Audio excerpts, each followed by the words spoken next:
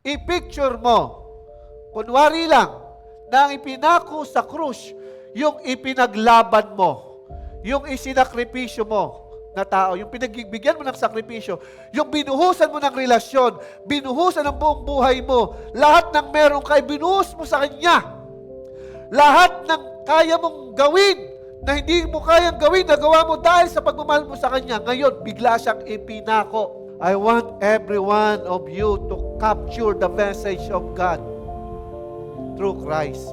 I-picture mo ang ipinako yung minamahal mong lubos na binuhisan mo ng buhay, binuhusan mo ng buhay, at kita mo pinarurusahan ng walang ginagawang kasalanan. Ano ang mararamdaman mo?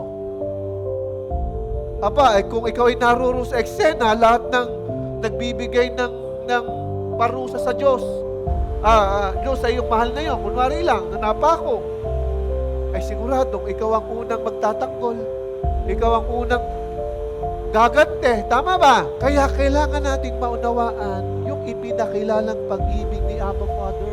Diyos anak through Jesus, yung pinagkatiwalang pangalan ng Ama, na ang lahat ng pangalan ay lulod sa pangalan ng Panginoong Hesus, si Jesus, na minamahal na lubos ng Abba Father natin. Kitang-kita ng Diyos ginagawa ng kasamaan ng tao. Nakikita po ba natin ang point of view ng ating Abba Father?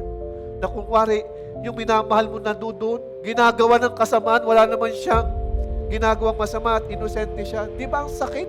Yung kalooban ng ating Abba Father para maunawaan lamang po natin ang pag-ibig ni Abba Father. Ma-picture lang po natin na yung sakripisyong yon ay magbibigay ng malawak at tamang pagmamahal.